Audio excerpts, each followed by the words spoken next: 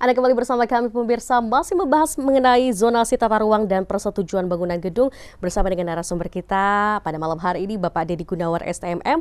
Beliau adalah Kepala Bidang Tata Ruang Dinas PUTR Kabupaten Bandung. Tadi kita sudah sempat bahas ya, ternyata memang Dinas PUTR sendiri sering mungkin sharing dengan masyarakat dengan hadirnya teknologi ini. Tapi pastinya kita juga ingin mengetahui ya pemirsa, apa saja sih ke depannya begitu ya, target jangka pendek, jangka panjang ya dari Dinas PUTR sendiri dengan yang sudah dilakukan sejauh ini, khususnya adalah berkaitan erat dengan tata ruang dan juga PBG. Silakan Pak.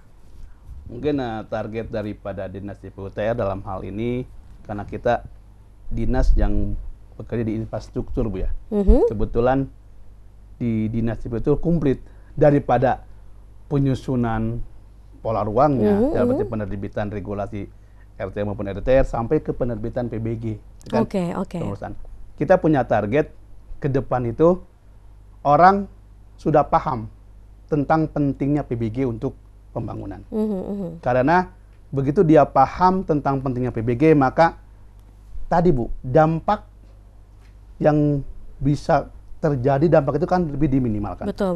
Ibu mungkin pernah lihat tuh, waktu kemarin ada bangunan tanpa sebab apa rubuh ya. Itu pasti dia 100% itu tidak ada PBG-nya. Karena dia yakin dalam pembangunan dia tidak memiliki PBG. Tapi dengan kita edukasi PBG itu, minimal masyarakat sudah paham. Ini loh konstruksi yang nyaman. Karena ditilai oleh tim TPA tadi. Betul. Yang kedua, dengan memiliki PBG juga orang semakin yakin untuk berinvestasi. Betul. Karena sekarang itu PBG itu apa-apa kalau kita mau ke bank istilahnya Bu ya, pasti akan ditanya mana PBG-nya itu kan. Betul. Misalkan bikin bangunan mau dijaminkan ke bank, pasti yang ditanya itu mana PBG-nya? Pola ruangnya mana, PBG-nya mana. Betul. Begitu dia tidak punya itu dua hal, insya Allah tidak akan dilayani oleh pihak bank juga. Artinya kepastian hukum juga di Terus jangka panjangnya yang ketiga, dengan kita semakin gencarnya melakukan sosialisasi PBG dan pola ruang, kita kan dikasih target Bu. Dikasih target dalam pemenuhan PAD. Artinya semakin banyak orang yang melakukan pembangunan sesuai dengan pola ruang, mengajukan PBG secara tidak langsung, kita mendapatkan PAD yang banyak juga. Betul. Dan PBG itu kita pakai untuk membiayai infrastruktur maupun di Kabupaten Bandung. Oke. Ya, ini jadi ketahui bahwa ya, akhirnya juga ini digunakan untuk infrastruktur. Nah, itu variabel. Juga, jadi gitu variabel PAD kita itu dari Kabupaten Bandung, diantaranya variabel itu ada dari retribusi dari PBG itu. Itu salah satunya. Dan sekarang cukup lumayan, kita dikasih target 35 miliar, kalau 33 miliar per tahun. Cukup besar anggarannya Pak ya. Itu yang harus kita gali. Betul. Dan pastinya dengan anggaran yang digelontorkan, targetnya juga harus dikejar. Ya, gitu ya. Sejauh ini bagaimana Pak mungkin yang dilakukan oleh Dinas PUTR Kabupaten Bandung untuk percepatan PBG tadi? Karena kan pasti target juga harus terus dikejar, seiring dengan anggaran yang digelontorkan juga ini lumayan juga ya. Jadi makanya cara atau teknik yang dilakukan oleh PUTR dalam hal ini untuk mempercepat orang paham akan PBG, kemudian untuk menarik kita masyarakat minat menyelenggarakan PBG itu, kita melakukan sosialisasi. Kita melakukan sosialisasi, mengunjungi langsung ke titik lokus kecamatannya. Kemudian kita juga kebetulan DPUTP itu memiliki 10 Sapras, kemudian 6 Subdas yang tersebar di semua wilayah Bu. Kita libatkan mereka. Kita libatkan sebagian daripada staf daripada Sapras dan Das itu untuk membantu memonitor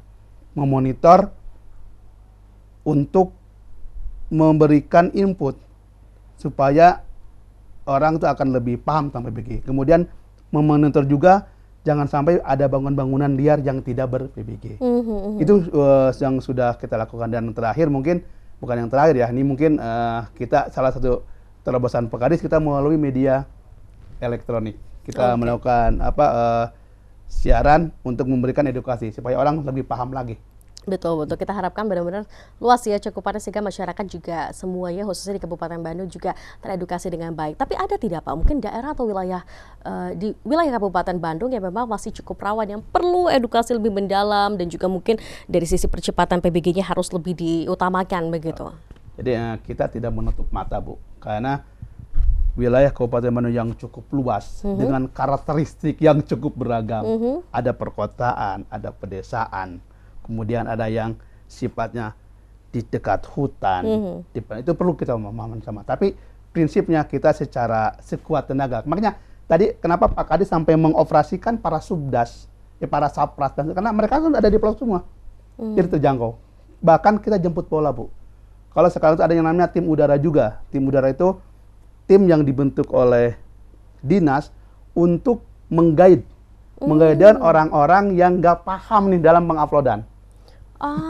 Jadi kita juga di samping kita datang ke lapangan, kita memberikan bantuan secara langsung atau kita menyiapkan setan-setan di istilahnya meja-meja konsultasi di bidang, kita juga menyiapkan tim udara. Jadi tim udara itu menyasar. Nih orang ini kita sudah mengupload misalkan 2 bulan, kenapa belum selesai juga kan? Ternyata ada hal-hal yang belum diupload. Kita sampaikan. Bisa secara langsung by phone kita langsung ke by phone, tapi disitu karena ada yang semacamnya dia memiliki akun, kita kirim ke akun, atau kita langsung datangin orang-orangnya. Ini Pak yang kekurangannya. Jadi sekarang itu banyak kegiatan-kegiatan atau cara yang dilakukan oleh pimpinan untuk menyebarluaskan informasi kepada PBG ini. Baik sifatnya langsung, elektronik, kemudian kita juga tiap kegiatan ada acara pasti kita hadir di itu, bikin stand Bu, supaya orang khusus menanyakan masalah PBG dan pola ruang. Tadi ya, supaya semuanya teredukasi dengan baik gitu ya. Oke, dan mungkin kita juga ingin mengetahui sejauh ini, mungkin Bapak bisa menyampaikan kembali kepada masyarakat tentang tahapan tadi pengurusan PBG sampai dengan terbit tadi, berapa lama proses dan lain sebagainya, supaya masyarakat tidak lagi bertanya-tanya, kapan beresnya Pak, kapan selesainya Pak, gitu ya. Karena kan tadi mungkin tatap muka saat ini memang durasinya lebih berkurang begitu ya Pak. Mungkin dapat dijelaskan kembali. Mungkin ini pemirsa kalau misalkan mau melakukan pembuatan PBG, baik berusaha pemohonan berusaha, kita yang berusaha dulu, mereka mendaftarkan dulu ke OSS. Ke OSS tadi. Karena itu OSS itu kan satu sistem yang disediakan oleh kementerian. Betul. Untuk pengurusan PBG. Setelah ke OSS, dia akan mendapatkan notifikasi, baik itu KKPR, pernyataan mandiri maupun PKKPR. Dan itulah datang ke kita buat divalidasi sesuai ruang, tidak sesuai ruang. Setelah sesuai ruang, kemudian melanjutkan ke tahapan selanjutnya itu untuk mendapatkan persetujuan lingkungan. Tadi Bu ya, ada AMDAL dan sebagainya kan kalau yang besar. Kalau untuk yang toko kecil cukup dengan SCPL yang keluar dari sistem. Setelah itu dapat, langsung diupload lah ke simbg.go.id.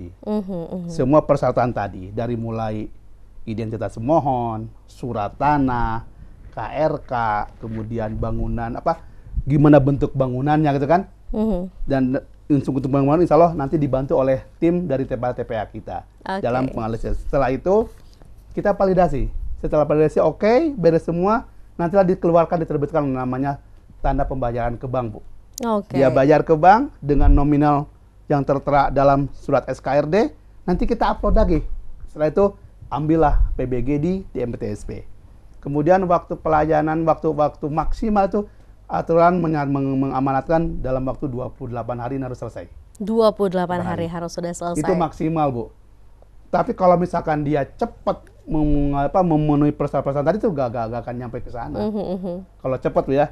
Tapi kalau misalkan dia sudah masuk, karena ini kan by system nih. Betul. Jangan sampai kita mengupload terus gak lengkap, didiamin aja. Itu gak akan selesai.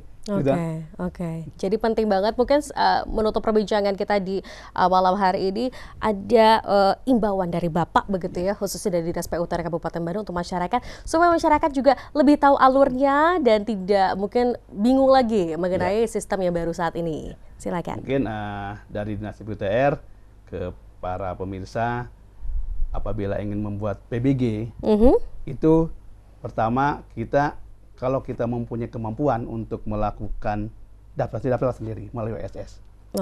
Kemudian untuk PBG daftar ke SIM BG. Kalau kita ada kemampuan. Apabila kita ada kendala atau hambatan, bisa menghubungi hotline yang tersedia di Dinas PUTR. Nanti mereka yang akan mengguide, yang akan membimbing sampai kita memasukkan daripada tahapan-tahapan PBG. Itu mungkin. Oke, baik. Jadi kita berharap tentunya dengan edukasi yang sudah dilakukan, upaya dari Dinas PUTR Kabupaten Bandung ini bisa disambut baik juga oleh masyarakat, karena tadi ya wilayah dari Kabupaten Bandung ini cukup luas. Kita berharap dengan upaya yang dilakukan ini salah satunya pastinya ingin memberikan pelayanan terbaik bagi masyarakat agar beli efisien ya, dan tidak akhirnya mungkin waktu habis tersita begitu. Ini juga pasti mempermudah untuk para pelaku usaha juga untuk membangun bangunannya begitu ya di wilayah Kabupaten Bandung. Terima kasih banyak tentunya kami ucapkan kepada Bapak Denny Gunawan selaku Kepala Bidang Tata Ruang Dinas PUTR Kabupaten Bandung atas waktunya hari ini. Bapak, terima kasih. Dan pemirsa, usai sudah perbincangan kita kali ini bersama Dinas Pekerjaan Umum dan Tata Ruang Kabupaten Bandung. Terima kasih untuk Anda yang telah menyimak perbincangan kita pada malam hari ini dalam Anyus Jabar. Ikuti kanal YouTube Anyus TV Bandung untuk menyimak kembali seluruh paket berita kami. Mewakili kru yang bertugas, sama saya Putri mengucapkan terima kasih atas perhatian Anda. Selamat malam dan sampai jumpa.